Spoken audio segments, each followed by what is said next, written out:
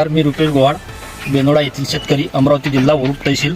आणि बेनोडा येथील जे मौजा पडसोना आहे, पडसोनामध्ये लघु सिंचन प्रकल्प जो आहे देवखाडा प्रकल्प हा 2001 मध्ये बनलेला आहे. आणि 2001 मध्ये बनल्यानंतर आज 2026 म्हणजे 26 वर्ष जवळपास ह्या प्रकल्पाला पूर्ण झाले. त्याच्यानंतर फक्त हा 26 वर्षामध्ये एकदाच प्रकल्प भरलेला आहे. आणि त्याच्यानंतर आम्ही ह्या धरणामध्ये म्हणजे एकदा प्रकल्प भरला, त्याच्यानंतर हा प्रकल्प 100% कधीही भरला नाही 26 वर्षात.